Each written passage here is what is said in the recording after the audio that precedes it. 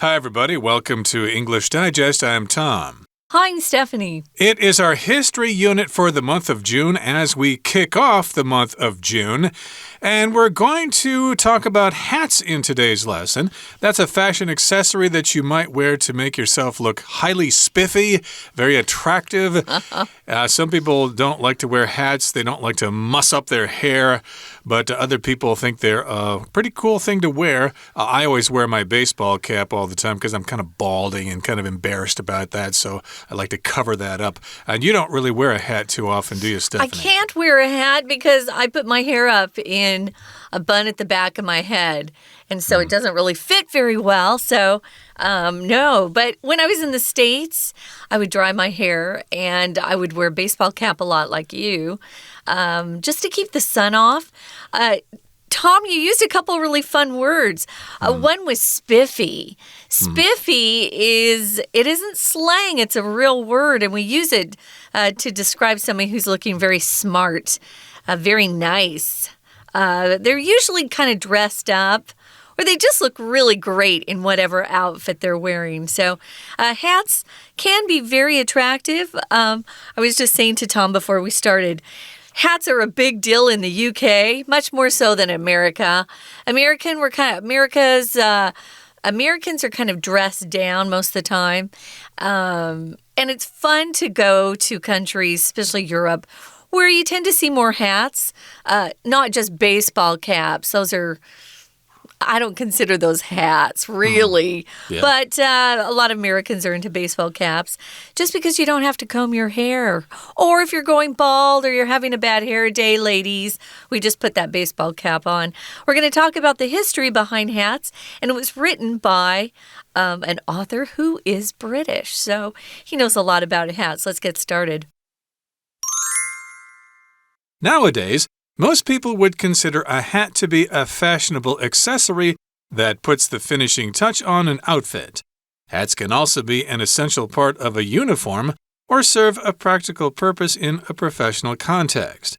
Over the centuries, hats have taken many forms and fulfilled many functions. Some of the earliest hats were actually headdresses worn by priests and ancient Egyptian rulers. They not only symbolized the sacred nature of the ruler, but also protected the head, which was thought to be the home of the soul.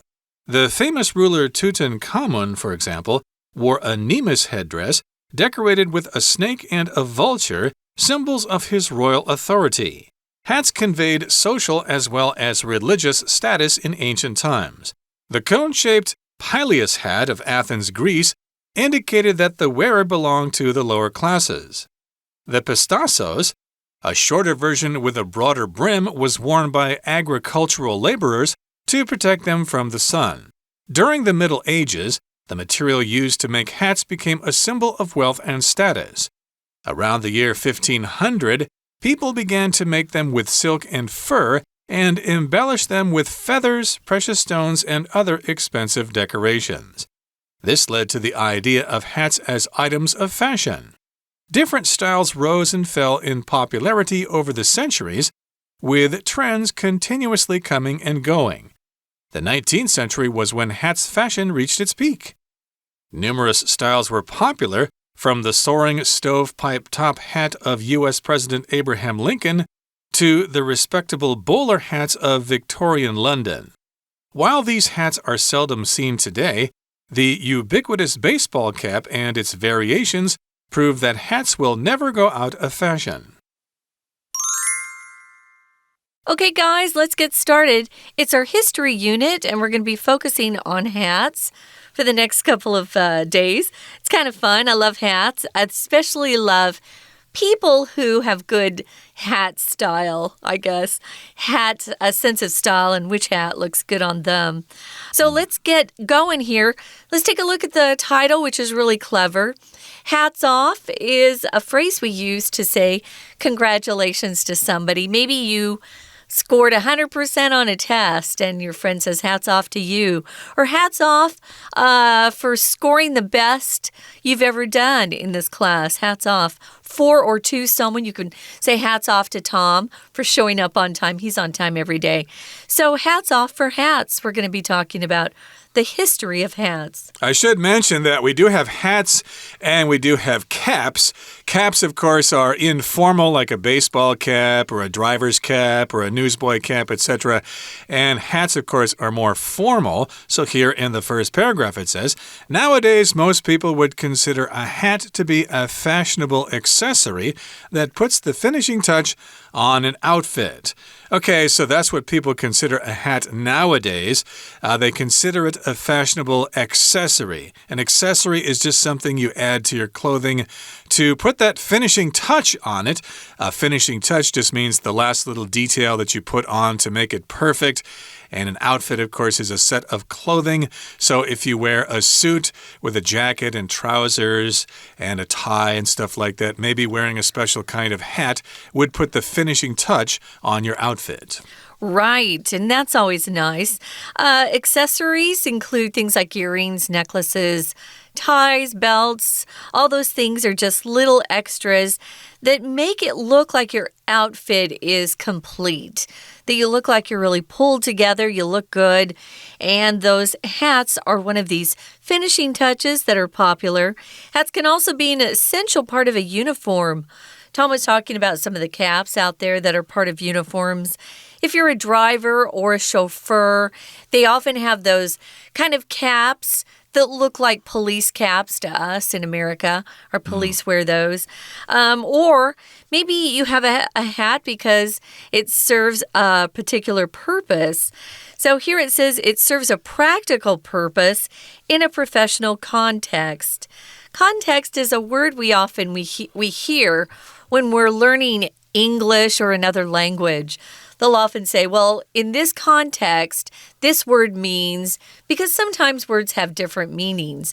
So context is kind of the setting of something or the circumstances or the surroundings, some sort of idea that gives you a reason why you would believe a certain thing. So it's kind of its background here. So we're going to be looking at hats in different contexts today. We're going to look at the professional use of hats. Some are more casual, things like that. Exactly. It's just a professional situation. And over the centuries, hats have taken many forms and fulfilled many functions.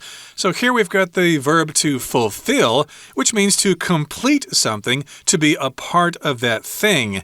So, of course, we have different kinds of hats over history. And yes, indeed, they have been used or they have fulfilled many functions. Now, here in the next paragraph, it says, some of the earliest hats were actually headdresses worn by priests and ancient Egyptian rulers. Now, here we've got the term headdress, something that's put on the head to decorate the head. And, of course, when we think of headdresses, of course, the first thing I think of is the American Indians with those feathers on their heads, especially chiefs in the Dakota Nation, yeah, they're the beautiful. Sioux Nation. Yeah, those are headdresses.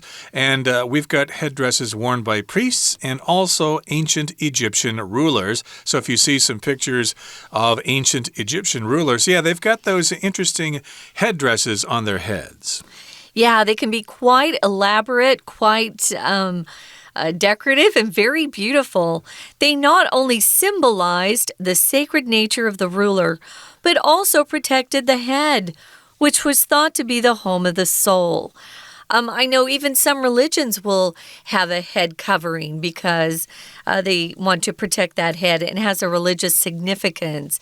So if you symbolize something, you stand for something. We know that the dove symbolizes peace. A red rose symbolizes love, romantic love, things like that. So these headdresses actually had a symbol to them. So the head was sacred, but they were also, these hats were supposed to protect the leader. So here's a famous example. Why don't you go ahead, Tom, talk about that? Okay, well, the famous ruler Tutankhamun, for example, wore a Nemes headdress decorated with a snake and a vulture, symbols of his royal authority. So if you look for that picture that they dug up, or that object they dug up from Tutankhamun's tomb, which I believe was discovered in 1932. It's gold and it's got those black stripes on it. So that thing that King Tutankhamun is wearing is called a Nemes headdress. And it was decorated with a snake and a vulture, which were symbols of his royal authority. Now, we all know what a snake is. A vulture, of course, is a bird of prey, like an eagle or a hawk, but vultures usually don't have feathers on their heads, and they primarily eat the meat and flesh of dead animals. Yeah, if you've ever, I don't know, been in the car going on the highway in America, there's large stretches of land where no one lives, and you'll sometimes see these vultures circling around, and you think, uh-oh, something's died, something's dead out there that they're going to go get. So this Tutankhamun, he was a pharaoh. That's what we called kings back then. He had quite an elaborate headdress. I wouldn't want anything that had that looked like a snake or a vulture on my head, though, I have to be honest. Both of those seem to be kind of evil symbols, but they were symbols in that particular culture of his royal authority or power. We're going to continue talking about hats, guys, but first, we're going to take a quick break and listen to our Chinese teacher. 听众朋友大家好，我是安娜。我们今天要带大家来看帽子。对啊，帽子就是让自己变得比较漂亮、比较帅的一种时尚配件咯。所以我们一开始要先看一下，到底帽子要用来做什么。其实不是只有当时尚配件啦，请大家来看一下。第一段啊，像帽子也可以当成制服的其中一部分，或者在一些专业环境当中就一定要戴帽子嘛。所以其实从古至今好几百年来，帽子就是有很多不同的 functions。那当然，这些所谓的功能就要先从它的历史来说起。为什么开始要戴所谓的帽子呢？在第二段我们一开始讲到最早的一些帽子其实是神职人员还有古埃及统治者他们所戴的一种头饰。在第二段第一句也有一个限定用法的关系子句，但是被简化了。我们看到的先行词是在句子差不多中间的地方 headdresses 这个所谓的头饰，后面 worn pp 一直到句尾的地方可以左右括号。那我们既然已经回到了最早的帽子当时，所以时态是过去。那先行词没有什么特别的强调字眼，所以它的冠带省略可以是 which 或者是 that，再加上一个 be 动词的 were。 好，那当时这个 which were 代替的所谓的头饰were worn 是被谁所戴的呢？被一些神职人员还有埃及的一些统治者。好，那么接下来我们就提到它的历史，就继续说咯。其实当时这种头饰不仅仅象征着统治者的一种神圣的天性，那另外还可以保护着被认为是灵魂所在的一个地方，就是头这个地方，头部。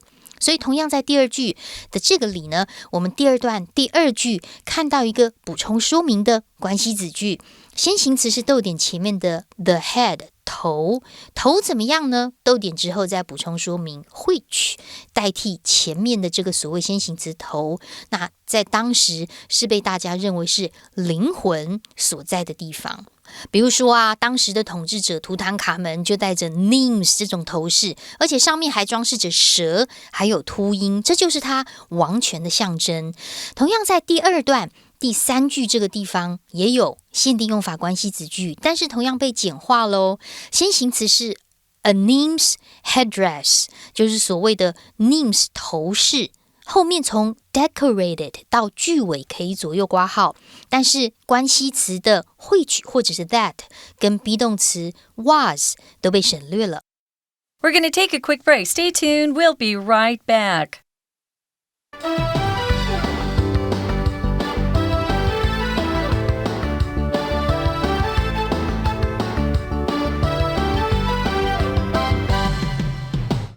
Welcome back, guys. We're talking about hats, or the history of hats. And first, we're going to be kind of summarizing what we were talking about in the first part of our lesson. So hats are a fashionable accessory, that part of an outfit that makes you feel like you have just the right finishing touch to your outfit, whatever you're wearing. And hats can also be part of a uniform. Some people out there are forced or mandated or told they have to wear a particular hat. For example, usually if you work in the cooking industry or the restaurant industry, you'll be wearing different types of hats if you're a maid or if you're a cook in the kitchen or a chef. If you're a chauffeur and you drive someone around, a lot of these guys, as part of their uniform, they're required to wear a hat. We also talked briefly about the famous Egyptian pharaoh Tutankhamun, and he had something called a headdress that he wore, and it was decorated kind of in a creepy way to me, kind of a scary way, with a snake and a vulture, which those two types of creatures seem to be kind of evil to me. But in his particular culture, they were symbols of his authority and kind of symbolized or proved that he was a king, a ruler, a pharaoh. Pharaohs are kings. Okay, let's move on now to the third paragraph. Here it says, hats conveyed social as well as religious status in ancient times. So basically, yes, indeed, they told people someone's social status and their religious status or standing. For example, we've got the cone-shaped pileus hat of Athens, Greece, and that indicated that the wearer of this hat belonged to the lower classes. So it was cone-shaped. It might still be around, actually, but back in ancient times, of course, it was called the pileus hat. And yes, indeed, it was cone-shaped, wider at the bottom and narrower toward the top. I don't know if it was really pointed at the top, but it was still cone-shaped, not coin-shaped, cone-shaped. And yes, indeed, it symbolized or represented that the wearer was of the lower classes, that they weren't royal or they weren't well-to-do. Now, there's another hat here, the Pitassos. It was a shorter version of the pileus hat with a broader brim. Brim is a word we'll often use when we're talking about hats. That's the edge of the hat, the edge part of the hat. It goes around the bottom of the hat, the brim. Some people who like to protect their faces from the sun will be looking for a hat with a really wide brim. Those are the best if you want to keep the sun off your face, ladies. And these were worn by agricultural laborers. Agricultural means having to do with the raising of food. Could be crops or some sort of agricultural animal like a cow or pigs. You know, those are all agricultural things that you're associated with. So you could be working on a farm, or maybe you worked for a farmer and it was time to harvest those crops. You might show up with a Pitassos on your head. That was to protect you from the sun. I should mention a brim goes all the way around the hat, but if it's just the part that sticks out from the front of a baseball cap, we tend to call that the bill because it looks like the bill of a duck.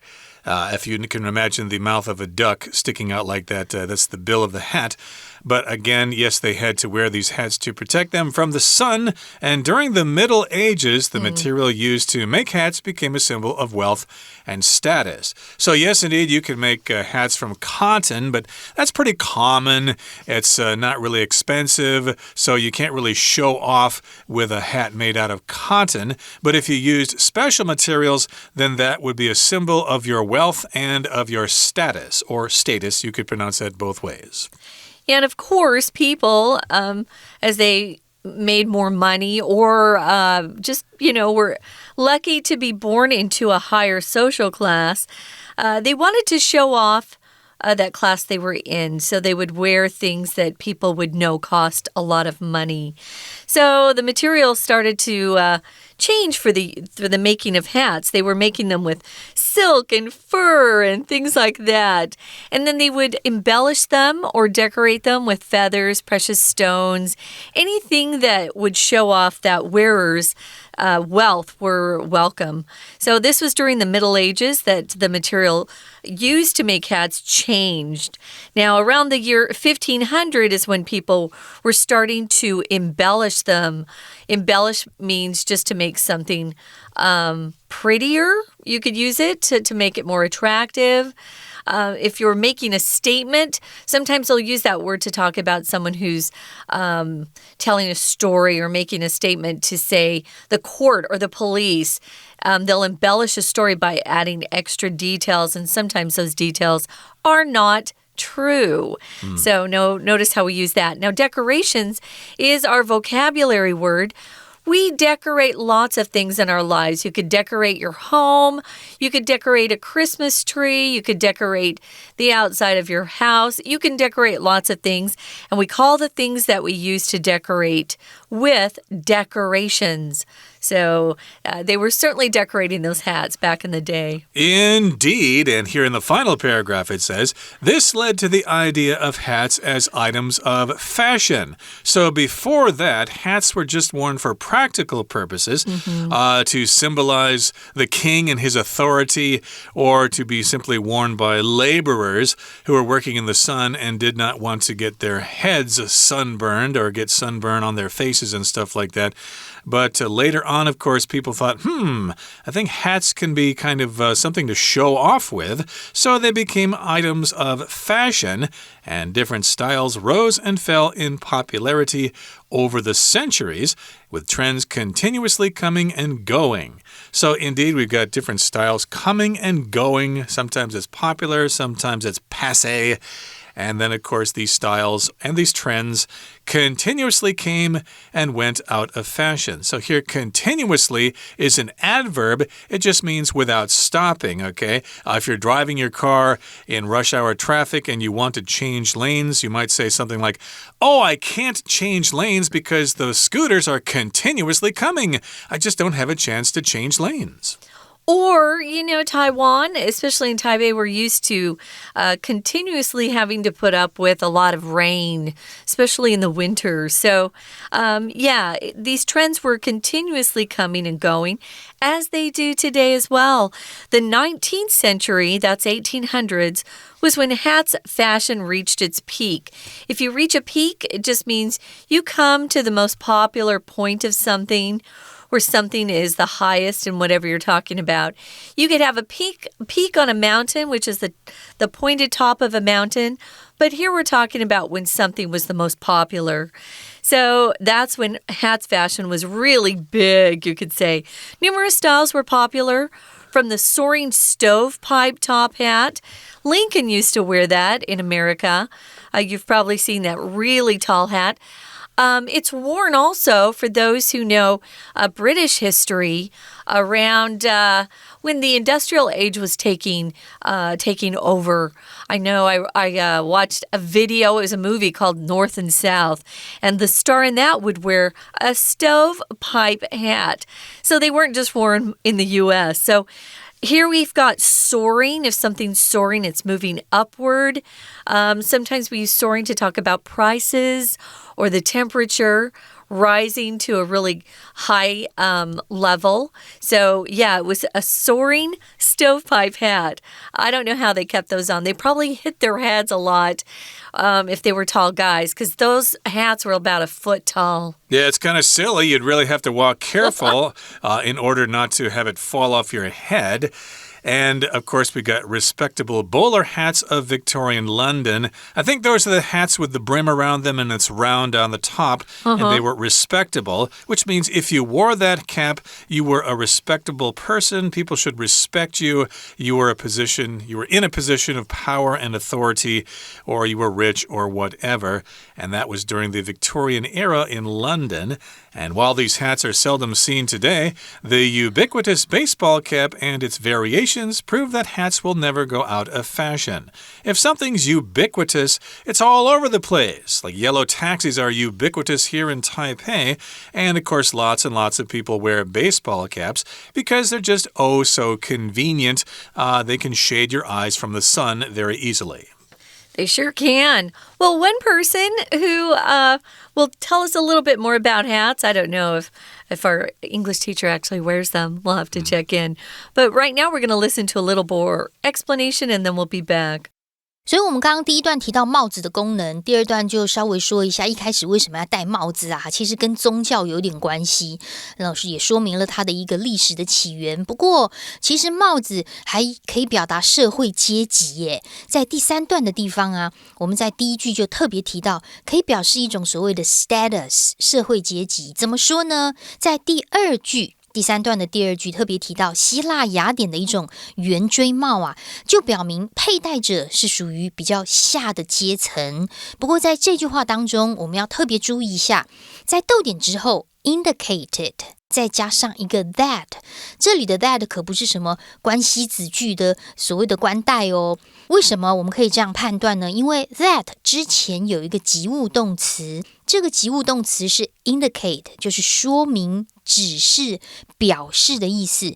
这个及物动词后面如果我们加的是一个句子，也就是有动词的话，通常都会给一个连接词 that， 是没有意义而且还可以省略的。所以在句子当中并不是看到 that 就一定是关代。OK， 那当然在这一段也有提到表示社会阶级，还有一些其他种类的帽子，比如说比较短的这个版本的像这个 Pegasus 这样子的一种帽子，是农工啊拿来用来防晒之用的。那后来到了中古世纪差不多1500年左右的时候，大家就开始会用丝绸啊还有毛皮来制作帽子，甚至可以加上一些装饰用品，比较昂贵的宝石啊羽毛啊加以点缀，所以才会演化出来。到了第4段，好像帽子变成一个所谓的时尚物件哦。那这样子的概念其实是大概在这几百年来才发生的，不过不同的风格就整个起起落落啦。所以在第2句的地方，我们看到 different styles， 很多不同的风格，因为它既然是流行的配件嘛，那这些 styles 就会有所变化。后面的动词我们看到的是 rise and fell， 不过句子当中看到是过去几百年来的状况都用了过去式，所谓的 rise rise 就是兴起发生，那么落呢接下来就不流行了，本来会用 fall F-A-L-L rise and fall 就是所谓的起起落落。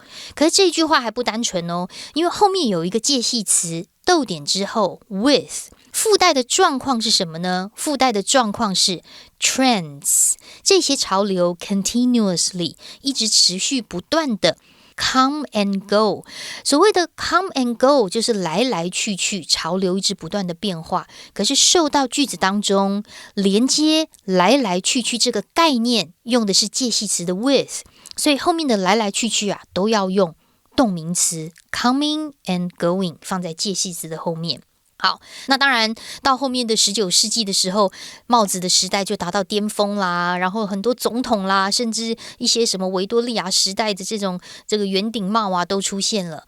我们文章看到最后面这一句话，虽然这些帽子在现在已经比较少见，但是我们随手都可以见棒球帽啊，还有其他的帽款，其实就证明了帽子是永远不会过时的。最后一句话这里我们看到，首先第一个 while 是连接词，也就是 although 的意思，而最后面句子当中我们看到的是 prove something， 证明了一件事。什么事啊？